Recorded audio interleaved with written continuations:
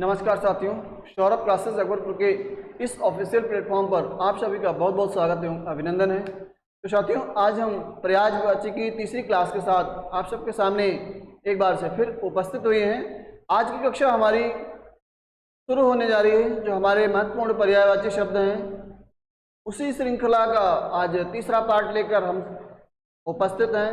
तो हम सब चलेंगे, इस क्लास की शुरुआत करेंगे। एक चीज़ आप सब इतना जान लीजिए कि जितने भी शब्दावलियां हमने आपके सामने रखी हैं वो सारी शब्दावलियां कहीं ना कहीं परीक्षा के पॉइंट ऑफ व्यू से बहुत ही महत्वपूर्ण हैं। तो आप सब जल्दी से जल्दी क्लास को ज्वाइन भी करिएगा और क्लास को शेयर करिएगा। जो छात्र हमारे साथ नहीं जुड़ पाते हैं उन तक भी जो है क्लास को पहुंचाने का प्रयास करिएगा। हमारे टेलीग्राम चैनल को ज्वाइन करिए और यूट्यूब चैनल को सब्सक्राइब करिए तथा उसके बेल आइकन को दबाना ना भूलिए, क्योंकि समय समय पर जो भी नोटिफिकेशन आपके पास जाएगा जिससे कि वो आपको पहुंच सके, आप तक सूचना पहुंच सके, आपको जानकारी मिल सके कहाँ क्लासेस शुरू होने वाली हैं।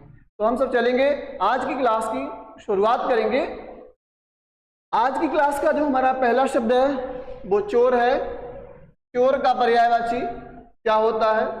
यद्यपि हमें लगता है कि बहुत नॉर्मल शब्द है, यद्यपि नॉर्मल नहीं होता है। जब परीक्षा में पूछ लिया जाता है तो बहुत ही टिपिकल लग जाता है सब, क्योंकि कुछ शब्द ऐसे हैं जो हमारी पहुंच से दूर होते हैं। जैसे हमने देखिए लिखा है, जितना भी हमने नीले रंग से लिखा है वो सारे इंपॉर्टेंट शब्दावलियां हैं पर्यायवाची की दृष्टि से, जो कि कई परीक्षाओं में पूछी जा चुकी हैं। और जो आपके काले रंग से हैं उसमें कुछ नॉर्मल भी हैं, कुछ इंपॉर्टेंट भी हैं, और जितना हमने नीले रंग में रखा है वो सारी वेरी इंपॉर्टेंट शब्दावलियां हैं। तो हम आपको एक एक करके बताते चलते हैं। चलिए देखते हैं।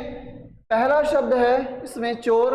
अब चोर का जो पर्यायवाची है देखिए बहुत इंपॉर्टेंट पर्यायवाची है, जिसे हम कुंभिल कहते हैं। कुंभिल। और चोर को खनक भी कहते हैं, चोर को तस्कर भी कहते हैं। तस्कर कैसे कहते हैं? किसी भी चीज का बिना टैक्स दिए उसको जो है बेचना वो अपराध की श्रेणी में आता है, चोरी है। तो अगर आपकी टैक्स चोरी होती है तो भी क्या होगी? वो चोरी की श्रेणी में ही आएगी। तस्कर जो होते हैं तस्करी करते हैं तो क्या है? वो अवैध व्यापार है। तस्करी जो है वो अवैध व्यापार है, मतलब चोरी छुपे बिना कर दिए माल को बेचना तस्करी कहलाता है, ठीक है ना। और चोर को दस्यु भी कहते हैं। दास्यु सरगना आपने सुना होगा, ददुआ को सुना होगा। जो चंबल के घाटी के जंगलों में रहते हैं डाकू, उन्हें दस्यु कहा जाता है, ठीक है। उसे मोसक भी कहते हैं और साहसिक के नाम से भी जाना जाता है। साहसिक क्यों कहते हैं? क्योंकि बिना साहस के चोरी नहीं की जा सकती है। तो चोर काफी साहसिक भी होते हैं, ये सब आप सबको भी पता है। लेकिन जो मेन आपके एग्जाम्पल हैं, मेन आपके जैसे कुंभिल हो गया, खनक हो गया, तस्कर हो गया, दस्यु हो गया, मोशक हो गया, ठीक है, ये आपके बहुत महत्वपूर्ण हैं। इन सबको आप अपनी कॉपी में नोट करिएगा, इनका आप रिवीजन करते रहिएगा। आगे चलते हैं, देखिएगा अगला शब्द हमारा है चंद्रमा का पर्यायवाची है। चंद्रमा को हम राकेश के नाम से जानते हैं। राकेश का संधि विच्छेद होगा राका धन ईश। राका मतलब होता है रात्रि, ईश मतलब देवता। तो रात्रि का देवता जो होता है वो चंद्रमा होता है। इसी प्रकार से साथियों मयंक को देखिएगा, मयंक मीन्स भी क्या होता है? मयंक मीन्स भी चंद्रमा होता है। राकापति, राकापति का मतलब होता है रात्रि का देवता। राकापति मतलब क्या होता है? रात्रि का देवता होता है। आगे देखिएगा निशापति भी उसे कहते हैं। क्या कहते हैं? उसे निशापति के नाम से जाना जाता है। उसे शशि भी कहते हैं, ध्यान दीजिएगा, क्या कहते हैं? उसे शशि ही कहते हैं, ठीक है। सोम के नाम से भी चंद्रमा को जाना जाता है।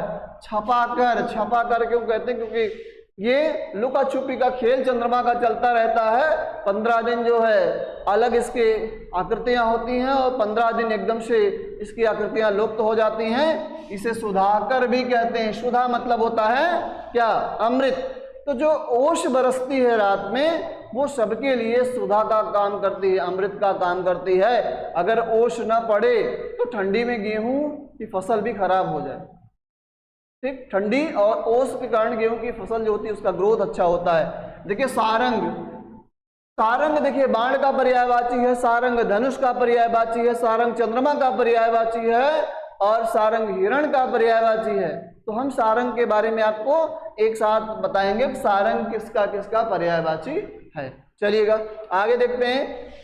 आगे हम सब देखेंगे तो आपका इसमें राकेश, मयंक और सोम, छपाकर, सुधाकर, ये सब बहुत इंपॉर्टेंट है। सारंग भी देखिए इंपॉर्टेंट है। आइएगा चंद्रिका का पर्यायवाची हम सब देखते हैं। चंद्रिका को ज्योत्सना कहा जाता है, चंद्रिका को ज्योत्सना के नाम से भी जानते हैं। तो ज्योत्सना देखिए कैसे लिखा जाता है, ये आपका वर्तनी शोधन में भी पूछा जाता है। देखिएगा कौमुदी भी कहते हैं चंद्रमा को, चंद्रमा को विधु भी कहते हैं, ठीक है, चंद्रमा को विधु भी कहते हैं। और इसे चंद्र मरीचिका भी कहा जाता है, चंद्र मरीचिका भी कहा जाता है, क्योंकि ये कभी इसका प्रतिबिंब पूरी तरह से ढक जाता है चंद्रमा का, तो चंद्र मरीचिका भी।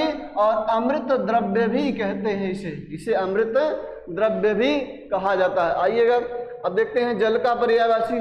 तो जल का पर्यायवाची नॉर्मल जो हम पढ़ते हैं, पानी होता है, पय होता ही है, अम्ब होता ही है, ठीक है। अमृत भी कहते हैं, पानी को अमृत भी कहा जाता है, पानी को रस भी कहा जाता है, नीर भी कहा जाता है, सलिल भी कहते हैं इसे, वारी भी कहा जाता है, वारी मतलब भी पानी होता है, जीवन भी कहते हैं, क्योंकि इसके बिना हमारा जीवन क्या है, निरर्थक है। अगर पानी ना मिले तो 10 घंटे 20 घंटे भी चलना मुश्किल हो जाता है।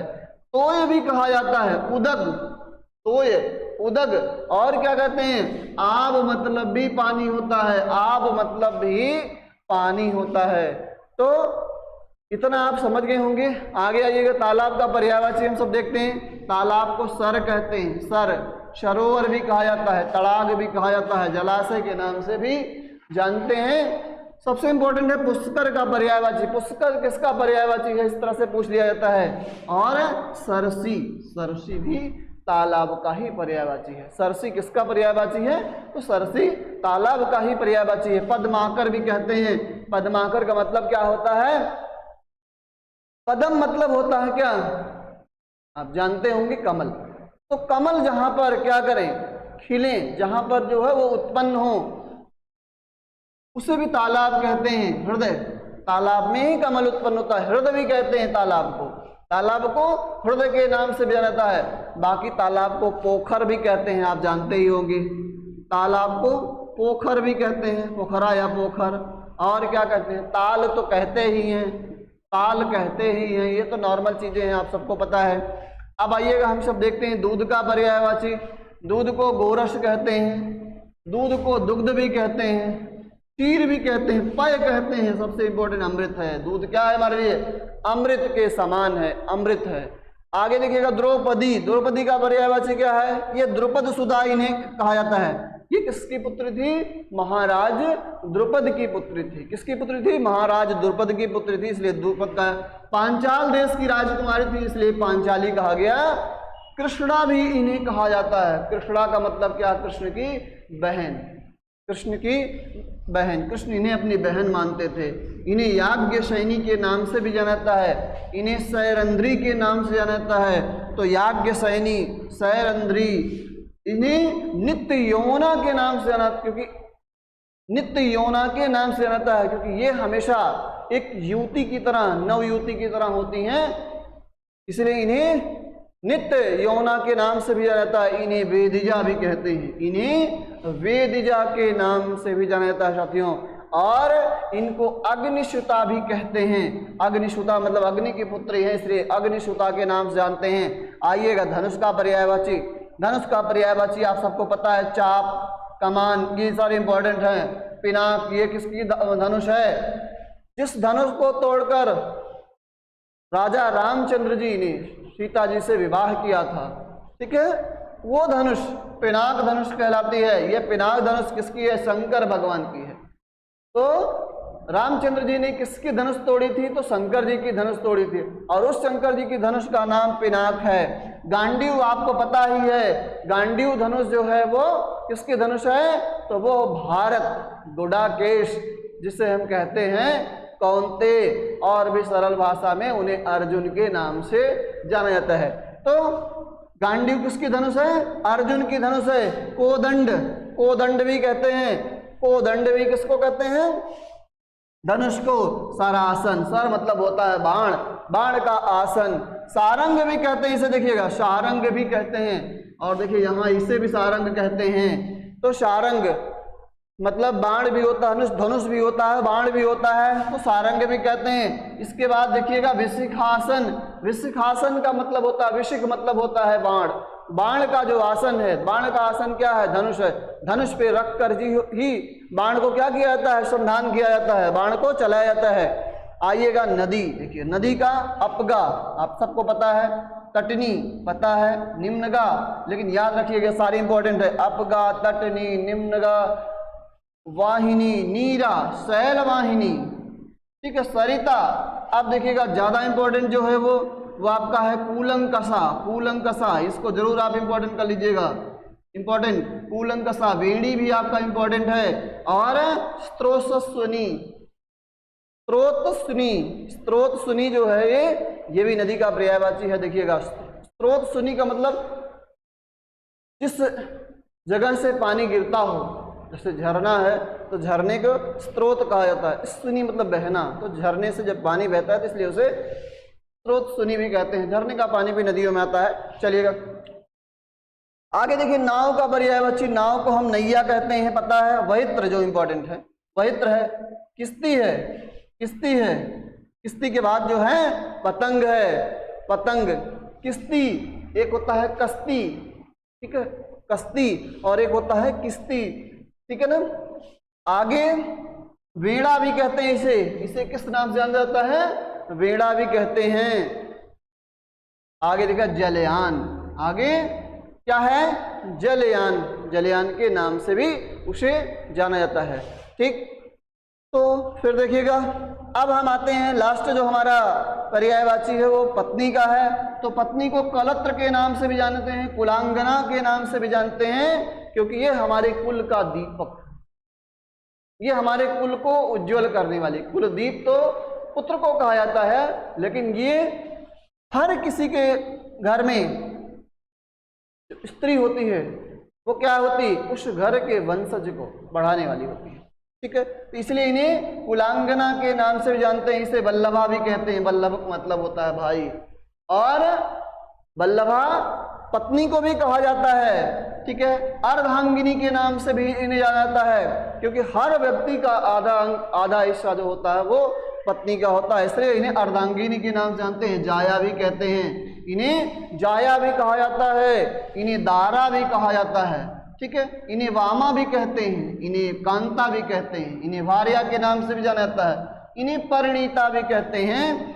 तो जाया, दारा, वामा, कांता और परिणीता, ठीक है। तो ये जितने पर्यायवाची आपके हैं, ये हमने परीक्षा के पॉइंट ऑफ व्यू से जितने इंपॉर्टेंट पर्यायवाची हैं उन सबको संकलित किया, उन सबको कलेक्ट किया, ठीक है। सबको इकट्ठा करने में, इंपॉर्टेंट पर्यायवाची खोजने में समय लगता है, और फिर उन क्लासेज को जो है आप सबके सामने प्रोवाइड किया जाता है। आप सबके सामने उन मैटर को लेकर हम सब आते हैं। तो क्लास तो 20 मिनट की होती है, 15 मिनट, 25 मिनट, 30 मिनट की होती है, लेकिन उसके पीछे बहुत मेहनत लगती है। सारे तथ्य को तैयार करना और उन तथ्यों को आप सबके सामने लेकर आना कोई छोटी बात नहीं है।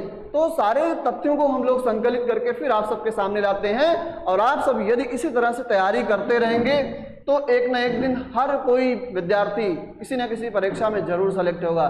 तो मेहनत करते रहिए, मेहनत करते रहिए, आपका कहीं ना कहीं सिलेक्शन अवश्य होगा साथियों। तो आज की क्लास जो हमारी है वो बस यहीं तक रहेगी। आप सब क्लास को शेयर करिएगा, क्लास को लाइक करिएगा, और बेल आइकन को दबाना मत भूलिएगा। अगर नोटिफिकेशन न जाता हो तो हमारे टेलीग्राम चैनल को ज्वाइन करिए, टेलीग्राम ग्रुप को ज्वाइन कर लीजिए। आपके साथ जितनी भी वीडियो पहुंचेंगी वो सारी जानकारी आपको मिलती रहेगी, और फेसबुक पेज को भी आप ज्वाइन कर सकते हैं। तो साथियों, इस क्लास को हम यही समाप्त करेंगे। आप सबका बहुत बहुत धन्यवाद, आभार।